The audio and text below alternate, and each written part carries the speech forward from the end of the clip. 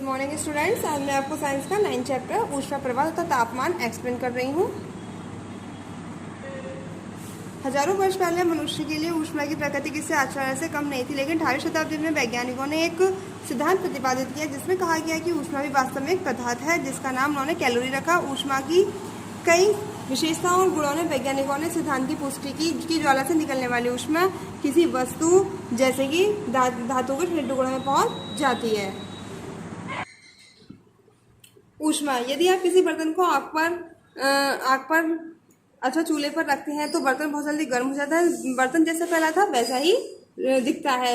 उसके अंदर कोई ना कोई प्रक्रिया अवश्य होती होगी जिससे वह गर्म हो जाता है। यदि आपकी आँख के अणुओं को वे छोटे छोटे कण जिनसे मिलकर वह बर्तन बना है उनको देखने में सक्षम होती तो आप देखते हैं कि आग पर रखे बर्तन के भीतर अणुओं की गति ठंडे बर्तन के भीतर अणुओं की गति की अपेक्षा बहुत तीव्र हो गई है। और इस प्रकार आप देख और समझ पाते हैं कि ऊष्मा भी ऊर्जा का ही एक रूप है। यह ऊर्जा आणविक गति के रूप में होती है।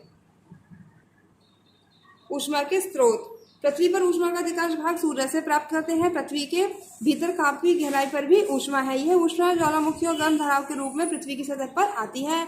मनुष्य ईंधन को जलाकर ऊष्मा उत्पन्न करता है। कोयला और तेल आदि ईंधन है। ये ईंधन कार्बन युक्त होते हैं। यह कार्बन ईंधन को जलाने पर वायु से ऑक्सीजन ग्रहण कर ऊष्मा उत्पन्न करता है और नाभिकीय क्रिया भी ऊष्मा उत्पन्न करती है। अवस्था परिवर्तन, पदार्थों को गर्म करने पर उसकी अवस्था में भी परिवर्तन संभव है। ठोस पदार्थों को निश्चित तापमान तक गर्म करने पर वे द्रव अवस्था में आ जाते हैं। जब द्रव को एक निश्चित ताप तक गर्म किया जाता है तो वे गैसीय अवस्था में आ जाते हैं। पदार्थों का ठोस अवस्था द्रव अवस्था में आना गलन कहलाता है। जैसे हमने बर्फ ली, बर्फ क्या है? ठोस। तो उसको हमने एक टेम्परेचर पे बाहर निकाला, ठीक है, तो क्या होगा? बर्फ गलनी शुरू हो जाएगी, तो वो अवस्था क्या कहलाएगी? गलन कहलाएगी। अवस्था में यह परिवर्तन निश्चित ताप पर होता है। जिस ताप पर कोई ठोस पिघलता है और द्रव अवस्था में आता है उसे हम गलना कहते हैं। द्रवों को गैसीय अवस्था में परिवर्तन क्वथन कहलाता है। यह अवस्था परिवर्तन भी निश्चित ताप पर होता है। जब निश्चित ताप पर कोई द्रव वाष्प में परिवर्तित होना शुरू होता है तो वह क्वथनांक कहलाता है। गुप्त ऊष्मा, किसी पदार्थ को दी गई ऊष्मा की वह मात्रा जो पदार्थ के ताप को स्थिर रखते हुए उसकी अवस्था में परिवर्तन लाती है तो वह गुप्त ऊष्मा कहलाती है। देखिए, जब हम एक बीकर में कुछ बर्फ डालकर उसे 0 डिग्री सेल्सियस ताप पर गर्म करते हैं तो बर्फ पिघलना शुरू हो जाती है और पूरी बर्फ के द्रव के रूप में आने के बीच ऊष्मा की आपूर्ति होती रहती है और द्रव का ताप स्थिर यानी कि 0 डिग्री सेल्सियस रहता है। इस दौरान दी गई ऊष्मा बर्फ की गुप्त ऊष्मा कहलाती है। रासायनिक एवं जैविक परिवर्तन, आप दैनिक जीवन में बहुत सी वस्तु देखते हैं और उनका उपयोग करते हैं जिनसे ऊष्मा के कारण रासायनिक परिवर्तन होते हैं।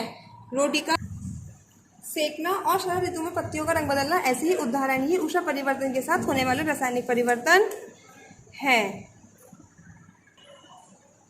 द्रव्यों में विस्तार, जब धातु को गर्म किया जाता है तो उनका विस्तार हो जाता है। धातुओं का आकार गर्म करने पर धीरे धीरे बढ़ने लगता है। रेलवे अभियंता रेल पटरियों के बीच कुछ स्थान खाली छोड़ देते हैं। ऐसा इसलिए किया जाता है क्योंकि गर्मी के दिनों में सूर्य की तीव्र ऊष्मा से पटरियों में फैलाव होने पर वे मुड़ न जाएं और वे दूर ही रहें, इसलिए उनके बीच में कुछ स्थान खाली छोड़ देते हैं। ऊष्मा से ताप, आमतौर पर लोग, शायद आप भी ऊष्मा और ताप को लेकर दुविधा में रहते हैं। यद्यपि दोनों आपस में पूरी तरह से संबंध है, फिर भी ये दोनों अलग अलग हैं।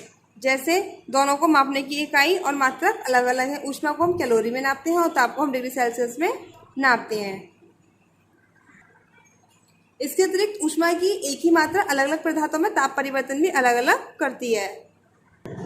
इससे सिद्ध होता है कि ऊष्मा और ताप एक ही नहीं, दो अलग अलग चीजें हैं। समान ऊष्मा से पदार्थों के ताप में अलग अलग वृद्धि का कारण पदार्थों की अलग अलग अवशोषण की क्षमता है। किसी वस्तु की गर्माहट और ठंडेपन की तुलना करने की मात्रा को ही हम ताप कहते हैं।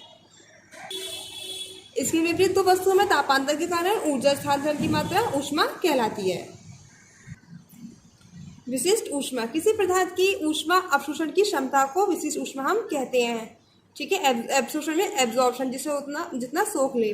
किसी पदार्थ की विशिष्ट ऊष्मा उस पदार्थ की 1 ग्राम मात्रा का तापमान 1 डिग्री सेल्सियस बढ़ाने के लिए प्रयुक्त कैलोरी की मात्रा होती है। भिन्न भिन्न पदार्थों की विशिष्ट ऊष्मा भिन्न भिन्न होती है। जैसे जल की विशिष्ट ऊष्मा 1 होती है और तांबे की विशिष्ट ऊष्मा 0.093 होती है। ऊष्मा की मात्रा, किसी वस्तु द्वारा ऊष्मा की मात्रा ग्रहण करना अथवा मुक्त करना निम्नलिखित बातों पर निर्भर करता है। नंबर 1 तापांतर, नंबर 2 पदार्थ की निर्माण, तत्व पर निर्भरता और वस्तु का द्रव्यमान। ऊष्मा का मात्रक, आधुनिक और अंतर्राष्ट्रीय स्तर पर ऊर्जा तथा ऊष्मा का मात्रक जूल है। ऊष्मा की मात्रा मापने का सूत्र, ये देखिए ऊष्मा की मात्रा मापने का सूत्र Q बराबर m into S into delta T, जहाँ Q ऊष्मा है, m द्रव्यमान है, S विशिष्ट ऊष्मा है और T तापांतर है। इस चैप्टर को आप स्वयं रीड करेंगे, आपको चैप्टर अच्छे समझ में आएगा। Thank you.